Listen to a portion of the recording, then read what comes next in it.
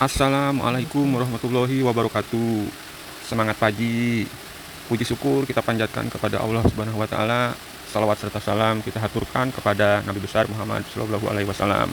Senang sekali di pagi hari ini yang cukup mendung, namun suasana angin segar cukup terasa, bisa kembali berbincang dengan rekan-rekan sekalian.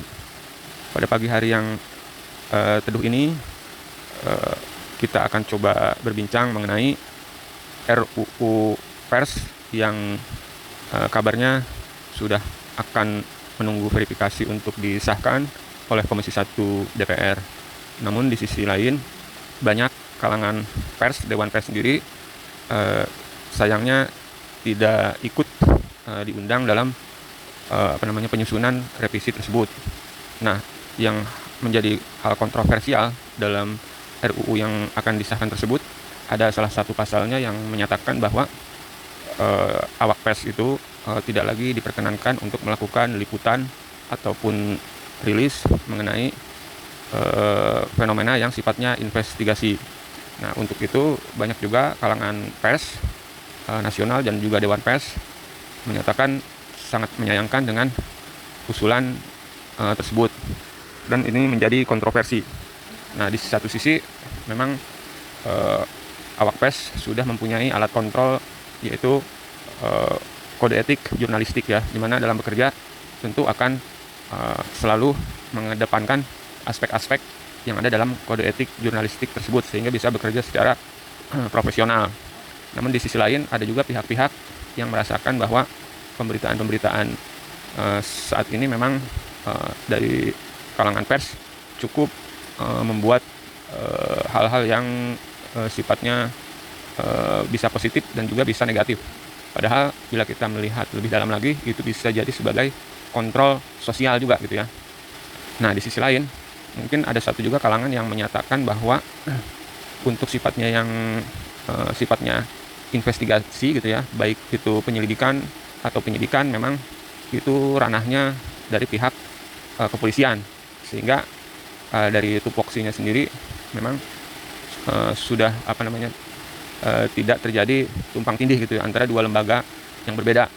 Nah, namun bila undang-undang penyiaran yang akan disahkan ini dan salah satu pasalnya menyatakan tidak boleh lagi melakukan liputan investigasi gitu ya, nanti awak pers sendiri kehilangan tajinya gitu ya.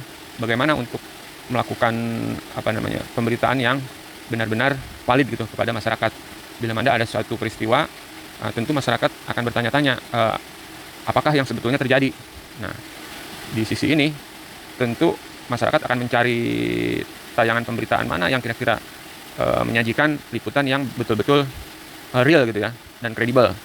Nah, maka dari itu Dewan Pers lah satu-satunya yang menjadi rujukan atau sumber yang cukup terpercaya gitu ya untuk bisa didengarkan gitu ya.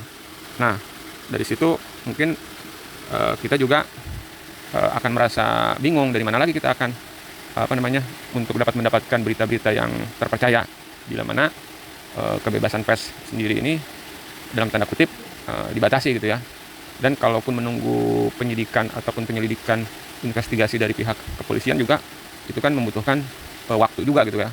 Nah, di sisi ini peran dari Dewan Pers dan juga Komisi Penyiaran juga mungkin ditunggulah kiprahnya kira-kira bagaimana ini agar dapat draft RUU yang sedang akan diajukan ke Komisi 1 ini bisa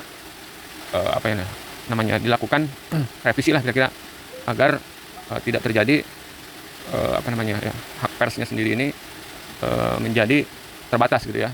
Untuk itu kiranya kita akan coba dengarkan masukan dan juga pendapat saran dari Bapak Profesor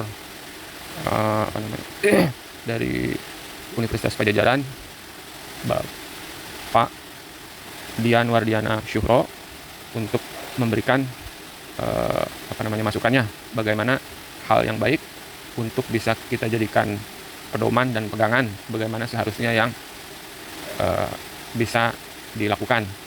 Perlu diketahui bahwa Pak Profesor Dian Wardiana Syuhro ini adalah Bapak Radio Jawa Barat yang sudah berkiprah cukup lama dan juga menjadi panutan kita semua. Untuk itu diberikan kesempatannya. Terima kasih.